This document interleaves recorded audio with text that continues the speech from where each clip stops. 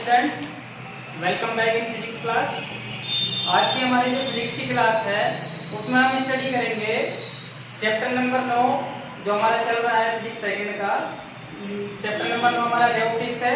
तो उसमें हमारा जो आज का टॉपिक है वो है कि किसी द्रव में रखी हुई वस्तु को जब हम बाहर से देखते हैं तो अपवर्तन के कारण वस्तु अपनी एक्चुअल डेप्थ पर नहीं दिखाई देती, जो उसकी वास्तविक गहराई है वहां पर नहीं दिखाई देती बल्कि उससे ऊपर दिखाई देती है। ये फिनोमेना जो है, जो ये एक्सपेरिमेंट है वो हम घर पे भी कर सकते हैं। बाल्टी लेंगे, बाल्टी में पानी भरा, उसके अंदर वो सिक्का डालते हैं और बाहर से देखें तो सिक्का हमको ऊपर नजर आता है, जैसे वो तली से ऊपर होता है। तो ये वही फिनोमेना है, इसमें हमें निकालनी है कि वो एक्चुअल डेप्थ जो है उसकी वो कितनी है, कितना ऊपर दिखाई देता है तली से, और जो एक्चुअल डेप्थ थी उससे कितना उसमें विस्थापन हो गया है। ठीक है, तो यहाँ पर हमने लिया है ये कंटेनर है, उसमें लिक्विड भरा हुआ है जिसका पूर्णांक n है, ये बाहर वायु है। कोई वस्तु रखी हुई है O, ये अंदर रखी हुई है यहाँ पर तली पर। यहां से हम कोई बंदा जो है वो यहाँ से देखता है, कोई देखने वाला है जो दर्शक है वो यहाँ से देखना शुरू करता है। तो यहाँ से देखेगा, देखिए पहली चीज तो ये याद रखें, परावर्तन हो या अपवर्तन हो, अगर हम परावर्तन पढ़ रहे हैं तो जो प्रतिबिंब बनता है दो परावर्तित किरणों के, जो परावर्तित किरणें होती हैं जिस पॉइंट पर मीट करती हैं उस पॉइंट पर हमारा प्रतिबिंब बनता है। अब अगर अपवर्तन की कहानी आती है तो दो अपवर्तित किरणें जिस पॉइंट पर मीट करेंगी, मिलेंगी, उस पॉइंट पर हमारी इमेज बनेगी। तो अब ये हमारी वस्तु O यहाँ पर रखी हुई है पॉइंट O पर, ये हमारा ऑब्जेक्ट है। यहाँ पर यहाँ से हमें कोई देखने वाला है, तो देखने के लिए पहले ही, इससे पहले टॉपिक में भी बात की गई थी, इससे पहले जब चैप्टर शुरू हुआ था तब भी बात हुई थी कि जब भी हम किसी वस्तु को देखेंगे तो वस्तु से प्रकाश की किरणें आंख पर आएंगी, वस्तु से प्रकाश की किरणें आंख पर आएंगी, तब हमें इमेज बनती हुई दिखाई देगी उस वस्तु की। तो वही फिनोमेना, वस्तु हमारी यहाँ पर रखी हुई है लिक्विड के अंदर जिसका पूर्णांक n है। वस्तु से प्रकाश की किरणें दो चलती हैं, एक इधर को जा रही है तिरछी और एक अभिलंब देख रहा है कोई। क्योंकि इस पॉइंट को हमने यहाँ पे डेरिवेशन करने के लिए थोड़ा दूर लिया है, वरना ये एक्चुअल पॉइंट इसके पास ही मान करके चलते हैं।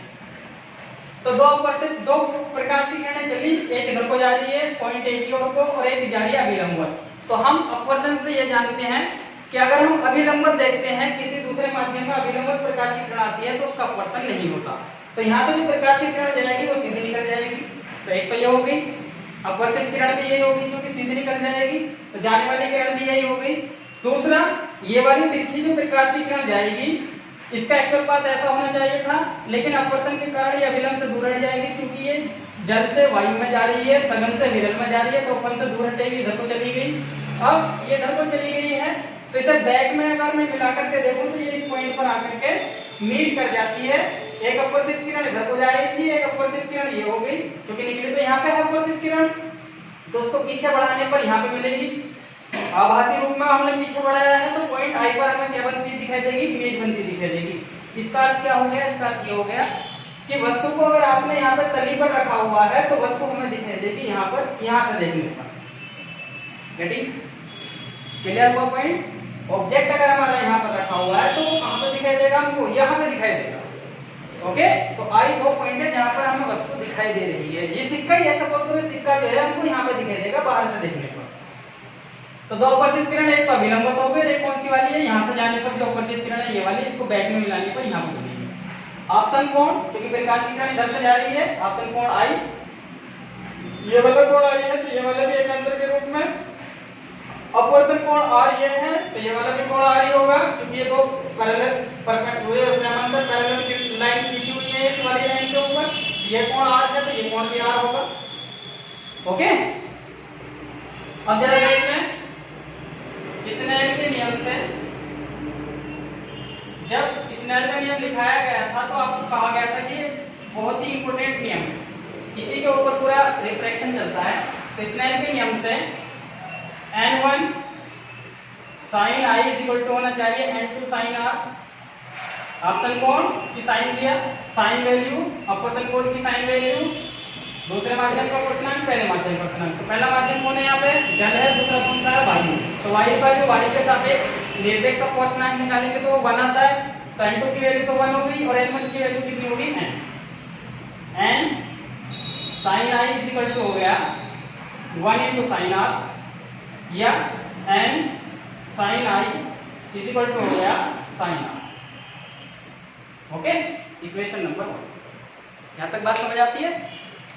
अब देखें, हम यहां से देख रहे हैं तो ये पॉइंट को हमने डायग्राम बनाने के लिए थोड़ा दूर बनाया है, लेकिन एक्चुअल में ये इसके सी के पास ही होता है। तो जब ये सी के पास ही होगा तो ये आई और आर के जो कोण हैं ये बहुत छोटे नजर आएंगे हमको, क्योंकि बहुत ही छोटे कोण होंगे। तो जब छोटे कोण होते हैं तो रे ऑप्टिक्स में ये याद रखना, क्योंकि जितना भी हम रे ऑप्टिक्स पढ़ेंगे ये इसके बाद वेव ऑप्टिक्स पढ़ेंगे, प्रकाशिकी में मोस्टली तो जो एंगल बनते हैं हमारे आपतन कोण, अपवर्तन कोण या आपतन कोण, परावर्तन कोण, तो उनको हम जो है छोटे एंगल मान करके चलते हैं। छोटे के लिए वो ड्राइव होते हैं उनके फॉर्मूलाज। तो वहां पर हम जो रेशो होते हैं ट्रिग्नोमेट्रिक रेशो, वो एक दूसरे के इक्वल भी मान लेते हैं और एंगल को ट्रिग्नोमेट्रिक रेशो के इक्वल भी मान लिया जाता है। इस चीज को ध्यान रखना। तो हम यहाँ पर क्या कह रहे हैं, क्योंकि आई और आर बहुत छोटे कोण हैं, इसलिए आई और आर जो है वो आपस में बराबर हो सकते हैं। ठीक है, सॉरी, आई और आर जो है वो छोटे कोण हैं, इसलिए आई जो है, जो ये साइन आई की वैल्यू है, ये रेशो और टेन आई आपस में इक्वल हो सकते हैं, और साइन आर जो है वो टेन आर ये भी आपस में इक्वल हो सकते हैं। इनके रेशो जो है वो आपस में इक्वल हो जाते हैं। ठीक है, किरण जो प्रकाशिकी होती है, जो हमारा ये चैप्टर है, इस चैप्टर में हम इनको मान सकते हैं इस तरह से, क्योंकि एंगल बहुत छोटे के लिए जो रेशो निकालते हैं, जिनका अनुपात निकालते हैं, वो लगभग बराबर ही आते हैं। तो साइन आई को क्या मान सकते हैं, टेन आई, और साइन आर को क्या मान सकते हैं, टेन आर। इक्वेशन नंबर 1 में रखा है, एक में रखने की कोशिश करते हैं तो हम क्या पाते हैं, n tan i should be equal to कितना होना चाहिए, टेन आर। इक्वेशन नंबर 2, बहुत छोटे कोणों के लिए, बहुत छोटे कोणों के लिए, क्योंकि हम इस पॉइंट को यहाँ पर डायग्राम के लिए बनाए, एक बात भी समझ लें, केवल डायग्राम दिखाने के लिए इस पॉइंट को इतना दूर बनाए, और ये इसके आसपास ही है। अगर ये यहाँ पर होगा तो बहुत छोटे एंगल हो जाएंगे, इसलिए इनके साइन और टेन की वैल्यू ऑलमोस्ट बराबर आती है। ओके, अब ये हो गया हमारा, इक्वेशन आ गई है। अब आप जरा देख लेते हैं, यहाँ पर हमारे दो त्रिभुज बन रहे हैं। एक त्रिभुज ये है OCA, एक त्रिभुज ये है ICA। तो इन दोनों से tan i और tan r की वैल्यू निकाल लेते हैं, तो हमारी ये वाले डेप्थ जो है ये आ जाएंगी। चलिए लगा लेते हैं पहले समकोण त्रिभुज, समकोण त्रिभुज बड़े वाले में लगा लेते हैं, OCA में समकोण त्रिभुज बन रहा है। यहाँ पे 90 डिग्री का एंगल है, तो समकोण त्रिभुज में tan i, tan थीटा क्या होता है, ये i के लिए निकालना हो तो tan थीटा क्या होता है, लंब बटे आधार। tan थीटा लंब बटे आधार ही होता है। तो लंब देखें भाई, कोण के सामने वाली जो भुजा है ये हमारी लंब कहलाती है। जिस कोण के लिए हम निकालते हैं उसके सामने वाली भुजा हमारी लंब कहलाती है। ये लंब हो गई, तो लंब क्या हो गया हमारा, CA, और आधार क्या हो गया हमारा, यहाँ से यहाँ तक ये वैल्यू हमारी आधार हो जाएगी, ये वाली कोण कहलाएगी। तो आधार हो गया हमारा OC या CO, चलो OC मान लिया, और O से C तक की वैल्यू कितनी है हमारी, H, जो एक्चुअल डेप्थ है। तो tan I is equal to हो गया, CA की वैल्यू हमारे पास नहीं है, इसको ऐसे छोड़ दें, H। इक्वेशन नंबर 3 हो गई, समझ आता है इतना? ओके, अब देख लें दूसरे समकोण त्रिभुज में लगाएं, समकोण त्रिभुज ICA में, ये भी समकोण त्रिभुज बन रहा है, क्योंकि हमने चाहिए tan i और tan r की वैल्यू। तो tan i तो आ गया, tan r की वैल्यू निकालने की कोशिश करते हैं। देखिए tan r is equal to होता है लंब बटे आधार होता है tan का रेशियो। तो लंब क्या हो गया हमारा, CA, और आधार क्या हो गया हमारा, IC।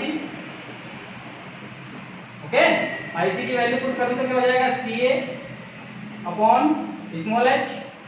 क्वेश्चन नंबर 4, इतना समझ आता है? चलिए आगे चेक कर लेते हैं।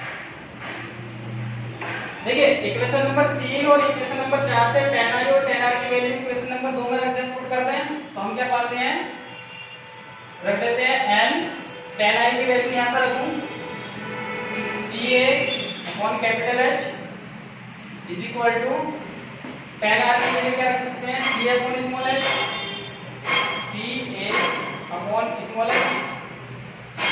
CA से CA कैंसिल, क्या बचता है, n upon h is equal to 1 upon h।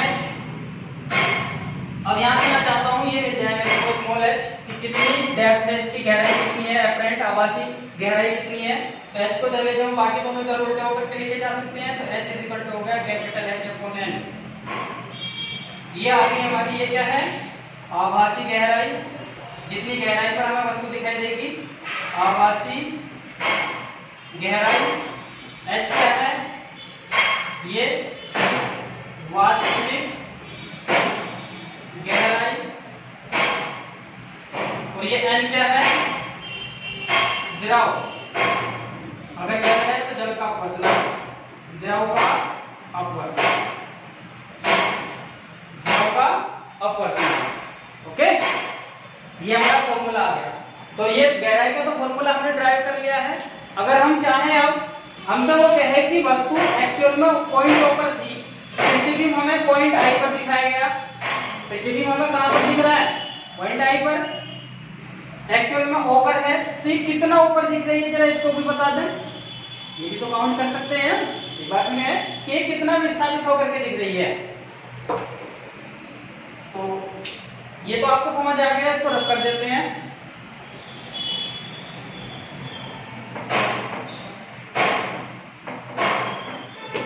वस्तु का विस्थापन, वस्तु का विस्थापन, वस्तु का विस्थापन कितना है, OI। OI is equal to क्या हो जाएगा, टोटल में से ये वाली लाइन घटा के ले जाएगा, that means OC minus IC, OC minus IC। अब OC कितना है हमारा, कैपिटल H, और IC कितना है हमारा, स्मॉल h। ये तो आ जाएगा विस्थापन। मतलब इतना, जितनी भी ये वैल्यू आएगी, इतनी डिस्टेंस ऊपर हमको दिखाई दे रही है ऑब्जेक्ट, जो हमको इमेज बन रही है आभासी। तो अगर OI की वैल्यू और आगे निकालना चाहें तो ये कैपिटल H है, स्मॉल h की वैल्यू यहां से रखने की कोशिश करते हैं। चलिए, h अपॉन n OI हो गया, या OI इक्वल टू हो गया h को मतलब 1 माइनस 1 अपॉन n। ये फॉर्मूला किसका आ गया, ये आ गया हमारा वस्तु का विस्थापन। OI क्या दिखाना है हमको कि वस्तु कितनी विस्थापन, कितनी ऊपर दिखाई देगी, कितनी। सपोज करो ये 2 मीटर की गहराई पर रखी हुई है, और ये मुझको जो है ये 1.5 मीटर की गहराई पर दिखाई देती है, तो कितनी विस्थापित हो गई, आधा मीटर विस्थापित हो गई। तो ये हम यहाँ से निकाल सकते हैं, h × 1 minus 1 upon n। h क्या होगा, एक्चुअल डेप्थ, n क्या होगा, द्रव का अपवर्तनांक। तो द्रव का अपवर्तनांक अगर हमारे पास है और हमें ये पता है कि नीचे कितनी गहराई पर वो ऑब्जेक्ट को रखा है, तो हम निकाल सकते हैं कि उसकी इमेज कितनी ऊपर दिखाई देगी। ओके, चलिए ये दो फॉर्मूले हो गए, ये आभासी गहराई निकालने का हो गया, और ये हो गया वस्तु के विस्थापन का। अब इसमें जो है लास्ट स्टेप ये आती है कि अगर ये जो द्रव है वो अलग अलग अपवर्तनांक के रखे हों ऊपर नीचे, तो तब हम ये आभासी गहराई कैसे काउंट करते हैं। यदि एक से ज्यादा द्रव रखे हों अलग अलग अपवर्तनांक के, सपोज करें ऐसा है, एक लिक्विड है, ये दूसरा लिक्विड है, ये तीसरा लिक्विड है, और हम बाहर से देख रहे हैं ऑब्जेक्ट को यहाँ पर रख दिया हमने, इसका अपवर्तनांक N1, N2, N3, यहाँ से यहाँ तक H1 है, यहाँ से यहाँ तक H2 है, यहाँ से यहाँ तक H3 है। तो इस केस में अगर ऑब्जेक्ट यहाँ पे है तो हमको कहाँ पे दिखाई देगी, H की वैल्यू काउंट करने के लिए। तो इसका फॉर्मूला हो जाएगा, क्योंकि H अपॉन n था तो 1 के लिए निकाल लेते हैं, H1 upon n1, H2 upon n2 plus H3 upon n3। अगर 3 है, अगर 3 से ज्यादा है तो ऐसे ही इनको काउंट ऐड कर देंगे। ओके, आई थिंक आपको समझ आया होगा। यदि किसी को कोई प्रॉब्लम है तो कमेंट बॉक्स में कमेंट करे, पूछ सकता है। आज की वीडियो फिनिश होती है, यहाँ से आगे का जो पोर्शन है वो अगली क्लास में कराया जाएगा। वीडियो देखने के लिए थैंक्स। चलिए।